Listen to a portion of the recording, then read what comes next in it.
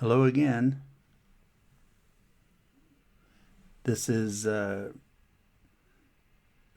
episode 6, where I am now. I decided to make it two parts. This is part 2 because it just was getting too long. But after my encounters at Dreyer Clinic is when I started getting this sinus pain. For like 2 weeks, I had it in my right sinus. It was like somebody had an ice pick poking the back of my sinus cavity. So I was mowing lawns and doing weed whacking. So sometimes when you weed whack, I know it's crazy, but there's something like if there's something in the crack of the sidewalk when you're trying to edge it, there's no guard on the weed whacker when you hold it sideways. And sometimes stuff shoots up and hits you in the face. Well, I've been doing lawns for like 14, 15 years, and only twice it's happened, but I shot something up my nose. So something went up my nose, and I thought, man, it's usually the other one just, you swallow it, it just goes through your whole system. But it was like 2 weeks later, and it still hurt like hell. So I thought, well, it's got to go away sooner or later. And the pain was getting worse, and then all of a sudden, I was getting this sleep in my eye. When you get that sleep and stuff, and it turns to like sandy. Well, this is before it got that way. It just is pussy. So I started getting this stuff in my eye all day long, and it just kept coming, and I just kept rubbing it out. And then one morning, I woke up to my right eye hurting like hell, like somebody hit me with a hammer. And I went to look in the mirror, and my eye was off looking a different direction, like totally bloodshot. The color of my eye was different from my left eye. It was a lighter bluish green. I had problems years before when this whole thing first started, where I woke up one morning and my eye looked like a big fish eye. It was bulging and big, and the pupil was shooting way off up in the air. But that time they said it was iritis. And what it was my pupil stuck to the inside of my eye, and it couldn't open or close when pressure was in it. So it just kept building up pressure. That's a long story, and we will get to that one, but I got to get back to this one. So I called the eye doctor that did that iritis the first time, and he's a cocky one, that guy who always has a smart aleck answer for everything. So I got his answering machine, but he called back on the phone, left a message that he ordered me some drops that I had the time before because I thought it was the same thing.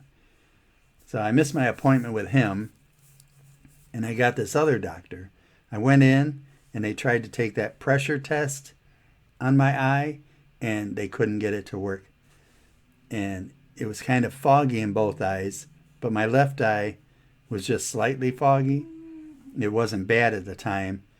And the doctor's examining my eyes, and I'm trying to tell him all the stuff about, what I thought it was, and about I had a MRSA infection and stuff that I thought would be relevant.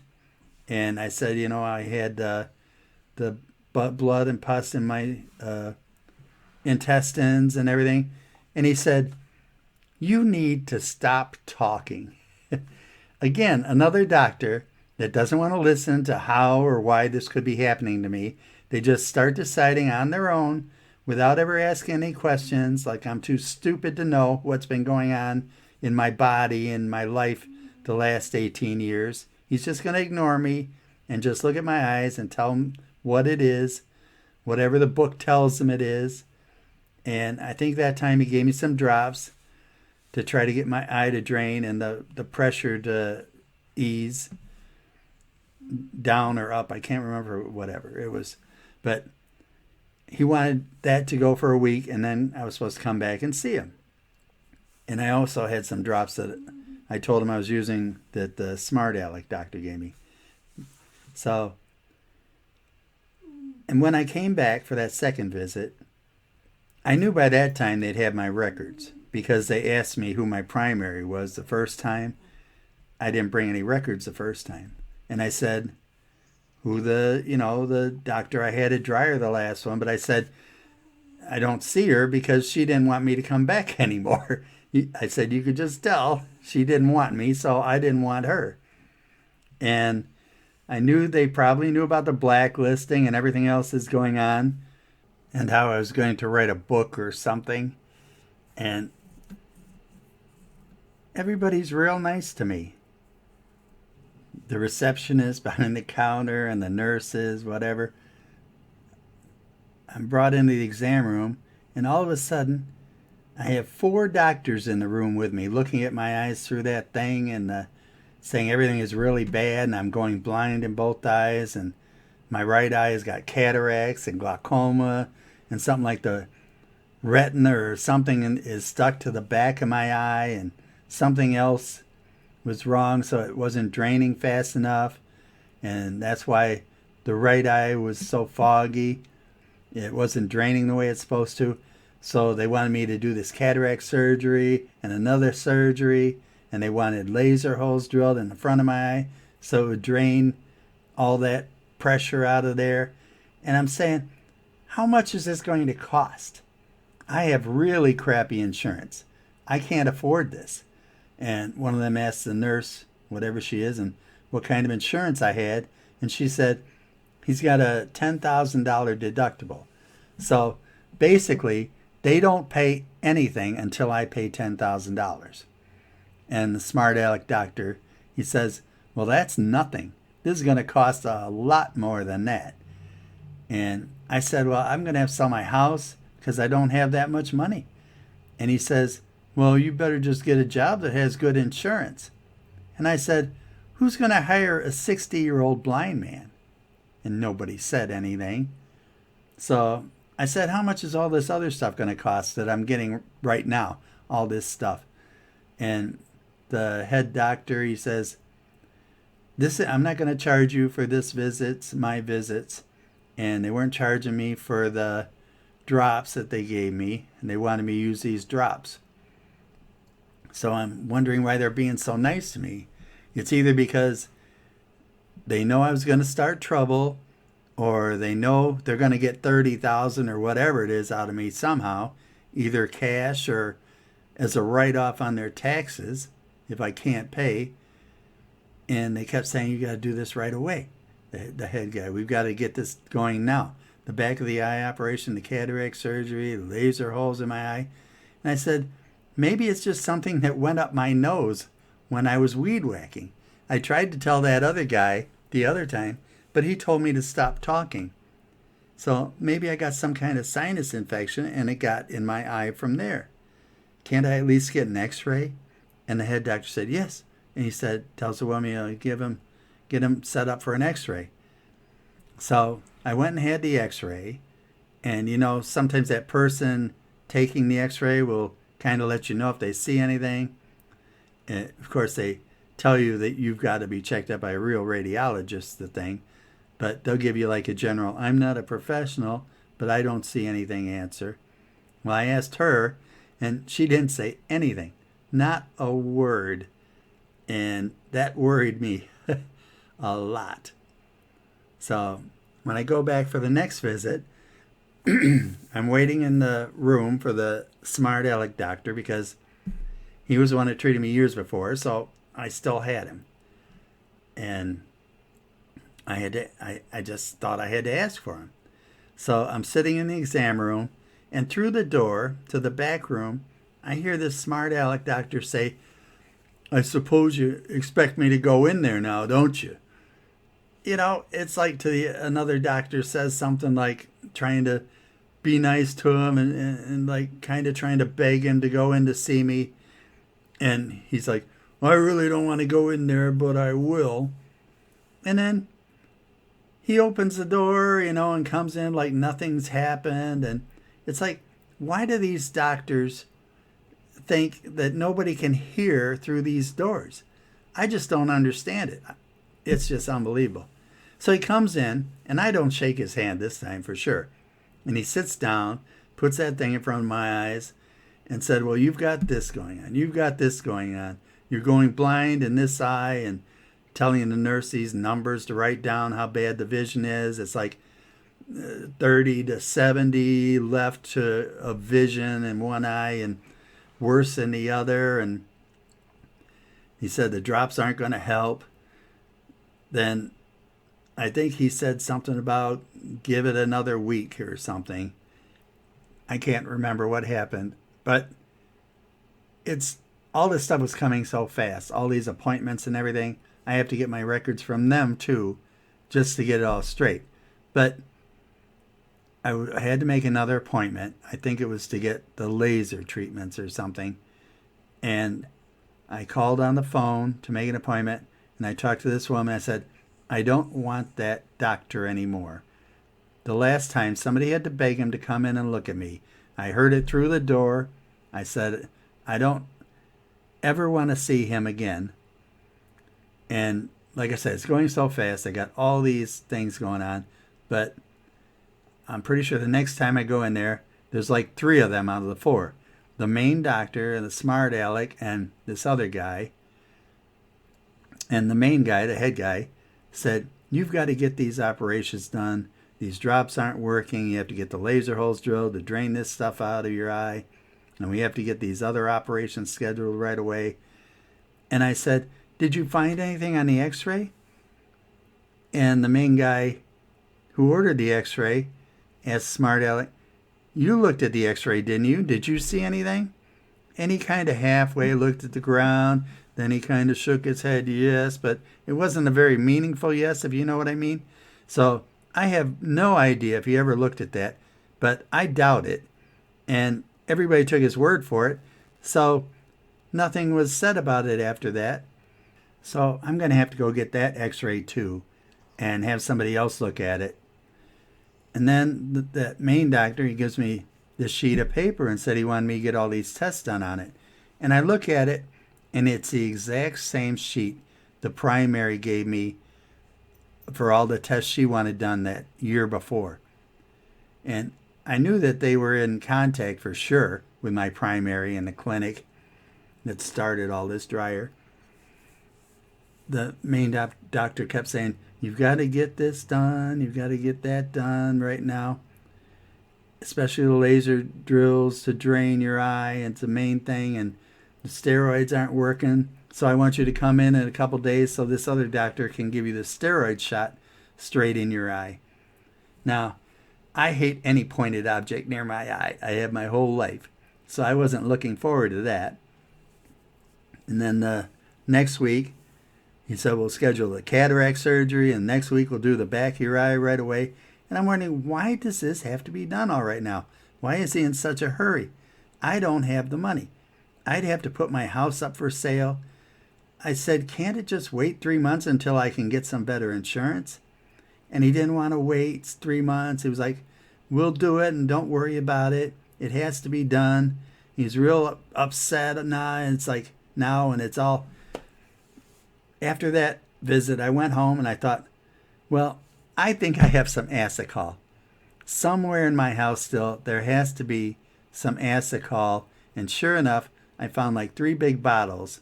One's from when that idiot gastro doctor, the one that told me I was blacklisted, when they filled my arms up with them bottles. I had 3 bottles from him, and they had like 120 per bottle, I think. So I took like 5 of them and then started taking 3 a day, and a lot of the fog started clearing up, especially my left eye. My right eye still hurt and was totally blind from the fog, and it's kind of a contrast thing where everything is brighter and fractured.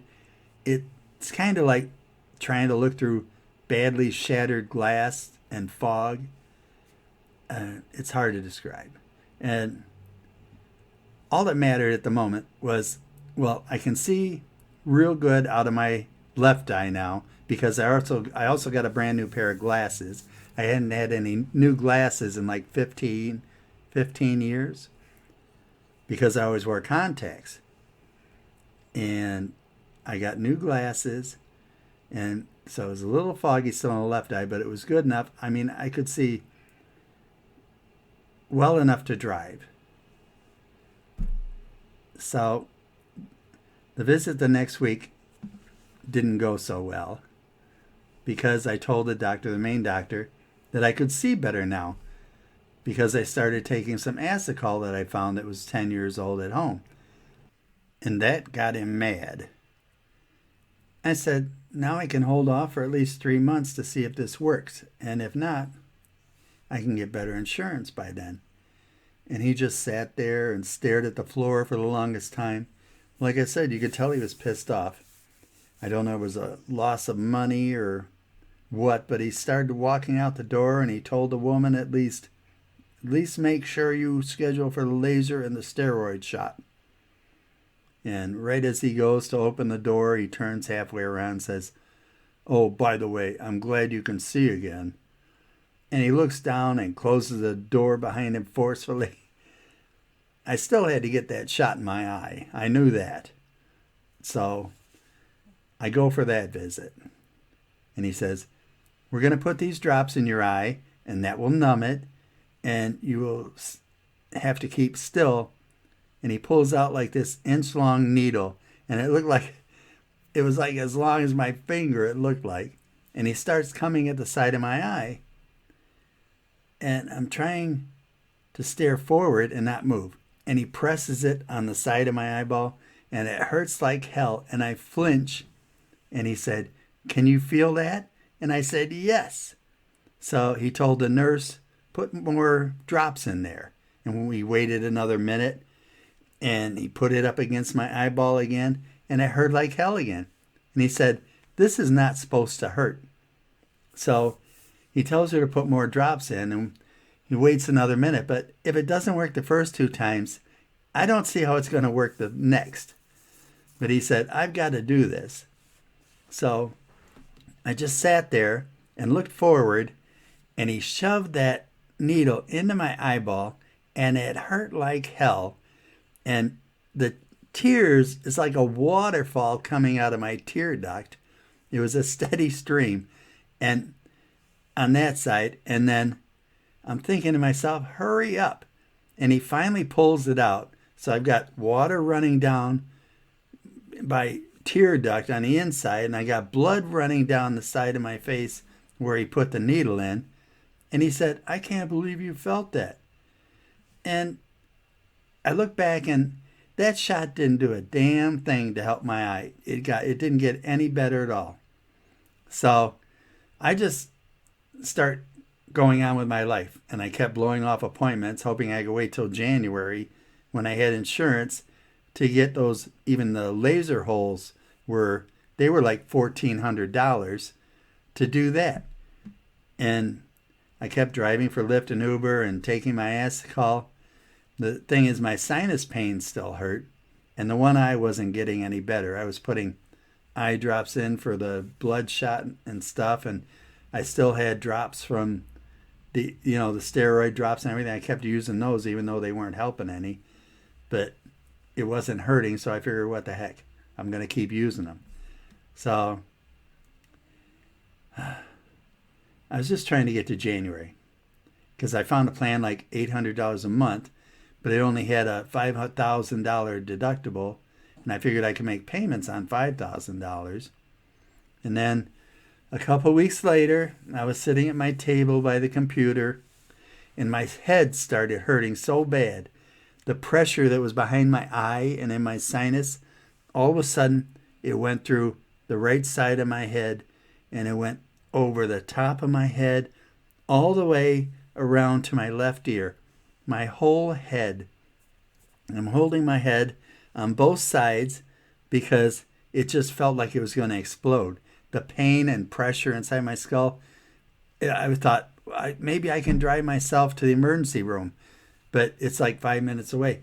But I was in so much pain, I just couldn't even move from the table. And then it happened. I had this big rush of fluid go out of my head and down the back of my throat. I had to swallow like 8 times real fast to get this liquid down, this fluid, as it rushed out of my head. And then most of the pressure was gone. And my sinus felt better. My eye felt better. So now I knew exactly what was happening. All these years, 18 years, this pus, this inflammation, whatever you want to call it, it's always stayed in my digestive system. It's in my skull now. And it built up so much pressure in my eye that it finally had to find another way to get out of my skull. So it pushed my eye away and starts draining down my throat behind my eyeball through the eye socket. And it's still draining today. It's probably the only reason I'm still alive. I don't know. But that's why I swallow all the time, if you probably noticed, and why I have to clear my throat, because this stuff is draining down my throat. And I've got ringing in my ears, I figure, from the pressure in my head. And these eye doctors had to know. I'll bet it's on that x-ray of my head, and that's why that woman in the x-ray room didn't say a word. So now I know it's a conspiracy, that they're just going to let me die. Because if you remember, I was told once, it gets to your heart, you're dead. It gets to your lungs, you're dead. It gets to your brain, you're dead. Well, it's in my skull. It's about as close as you can get to the brain. And like I said, nobody will tell me it's happening. Not Dreyer, Advocate Dreyer. They have to know, because they sent over that sheet of tests, including a chest x-ray for me to take to see if it's in my chest probably. And the main eye doctor wanted me to do it too, because I wouldn't do it for them.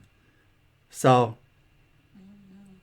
that's probably why I figured they want to do all these eye surgeries so fast, because they knew I was going to die soon and fast, and they just wanted to make sure they could get their money, at least $30,000 or whatever it was going to cost, out of me before I died. So that's why I'm saying they're all accomplices in my murder. They have to know. I can't be the only one that this has ever happened to. They had to know that it was going to end up there. And I'm sure they know a way to help me get rid of this, at least make it back dormant again, maybe with Humira or whatever. But like I said, I don't have $12,000 for a shot. So that's why I need everybody to share my story. I don't want them to get away with this. I don't think they should. Now, I'm never going to find a doctor that will help me until it's too late, if it's not already. But the only way they're going to help me is if there are thousands of people out there that know my story, and they can't just let me disappear from the face of the earth, because I'm one that never, I've always been a loner. So they're taking advantage of that. It's like a tree that falls in the woods, you know. Does anybody hear it if nobody's around to see it? Well, I'm that tree. I need everybody to know that I'm falling, and once I hit the ground, I'm dead. I need everybody to share this, otherwise my life is over. The only way I will get a doctor to help me is if 10 million people know that's happening to me, and they have to treat me. I don't know. I've got more here.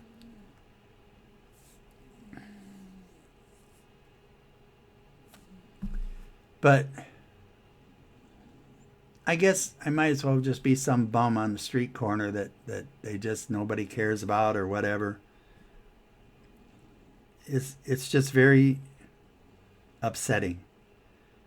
Now, people know in my life that you push me into a corner, I fight back with fury. By that I mean I'm going to spend all my time trying to get the word out, not with violence, but with words. And I want people in this, millions of people in this forest of life, to not only help me, but also help anybody else who were given an overdose of antibiotics and started bleeding internally. And ones that were told they had Crohn's instead of what this other stuff has done to their good bacteria. How many people have told they were told that they have Crohn's, and it's not. Just because it's the easiest thing to do, and it benefits the drug companies like AbbVie, the maker of Humira, who charge $12,000 a shot because they have a monopoly on the medicine. There are at least 4 other biosimilars to Humira, and a biosimilar is like a generic. And AbbVie lost their patent, but AbbVie has paid all these people off. They paid them off not until to come out with the meds until 2023. Bristol Myers Squibb just came out last week and said, oh, we have a biosimilar and it should be ready by 2023. It's ready now. But AbbVie paid them off because they're making billions off of this, charging $12,000 a month to people, and they're getting away with this. Where are the laws? It's just, it's bribery. I don't know what you call it. But, all right, I'm done. I'll get back to you in the next episode. I just apologize for the rambling at the end here. I just have to ramble on once in a while. Please share my story. Please subscribe to whatever service you get your podcast from, or let's get this word out. Let people know what is going on. In my case, before it's too late, but whatever. Just so nobody else has to go through this. It's just not fair. So, thanks. I'll be back hopefully next time soon. Share. Thanks. Goodbye.